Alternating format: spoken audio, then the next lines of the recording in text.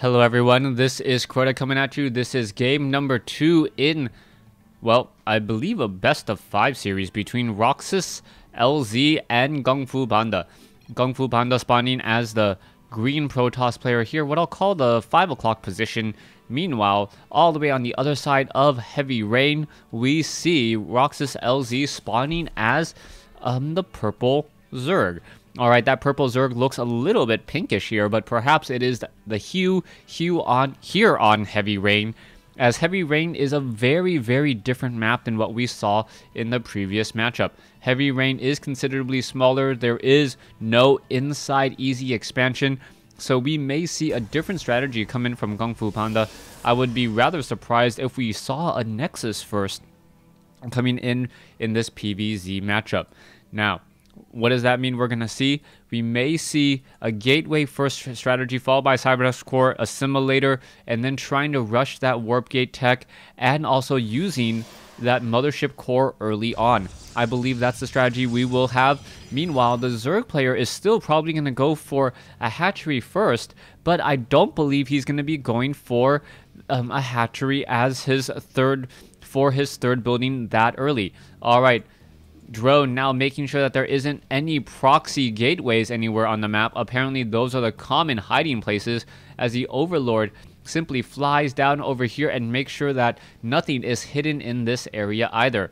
There is that hatchery now by LZ, also making sure that there are no photon cannons, as we know that there is not going to be any photon cannons. This is your stereotypical gateway opening, with perhaps one Zealot, and also setting up that Cybernetics Core here in just a moment as well. Spawning pool has come into play, or has now been thrown down. LZ still sitting up on 2 bases. As you can see that there is a pylon here, and GungFuBanda is more likely just trying to feign that he is going for a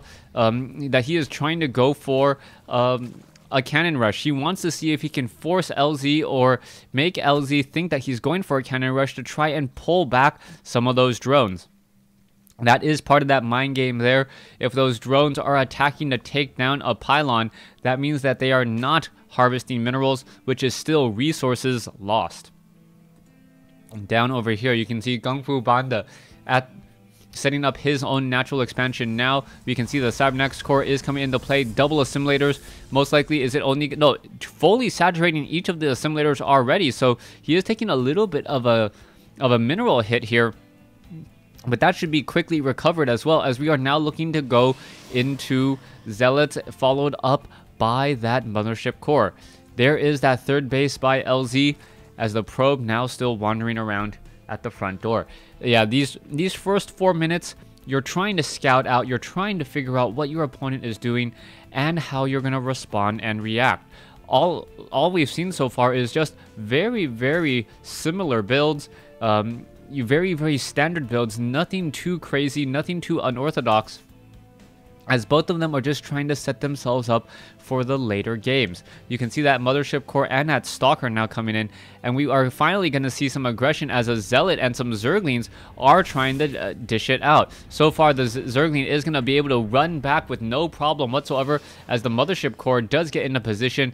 The Mothership Core could sit off right over here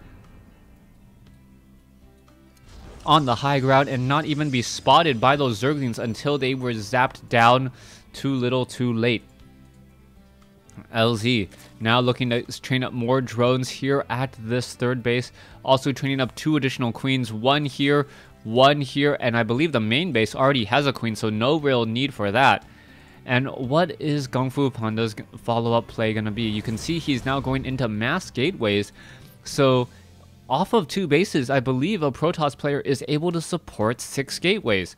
Not quite sure what he's looking to do here. It looks like a Twilight Council now coming in, so we could either have Blink Stalker play, or we can perhaps have a Dark Templar or High Templar play. Blink Stalker makes the most amount of sense to me, just because there are cliffs from down here to up here, which are very beneficial. As a Protoss player, you can just blink up the cliff, continue shooting and attacking drones down over here if necessary, or you can go inside the main base. Also, there is another cliff off over here. As long as you have sight, which a Mothership Core is able to provide, things do generally work out well. Roaches, however, now being added, so perhaps he is suspecting that there are going to be a fair number of Blink Stalkers. Roaches in mass numbers are extremely effective, as we now see the Mothership Core trying to get some damage onto that poor Queen in the back there. 46 damage and continuing to rise as it has no problem finishing off that proxy pylon.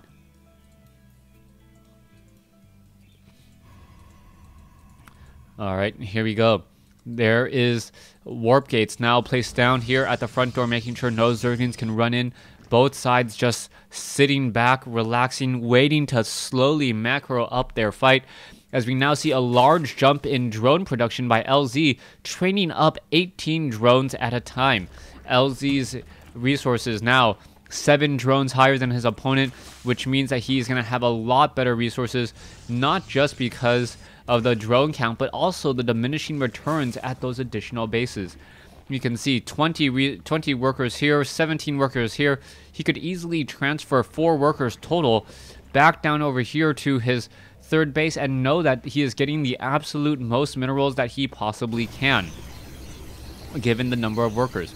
GungFuBanda, however, still sitting on this Nexus back over here, and he hasn't really done much with these 4 warp gates. He hasn't been aggressive like he needs. He does have, or he will be getting Blink here in just a moment, but how aggressive does he really plan to be, as his opponent is now sitting on a 73 or 94 supply compared to 86. Alright, there you have it. There is that Mothership Core, and now in comes the engagement. The Stalkers could try to just poke apart, and oh, they're just going to blink up onto the high ground instead, and there you have it. Queen should get taken down. Nope, there goes a Roach.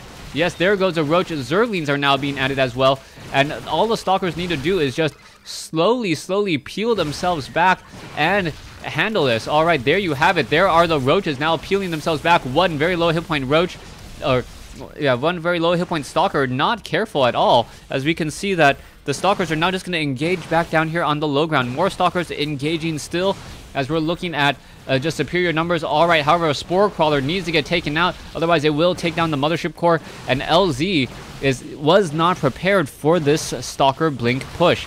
Alright, fully canceling that expansion now. You can see that the Broodlings are still making their way over, and is GungFuBanda gonna have enough juice to just finish off his opponent with this Blink Stalker play?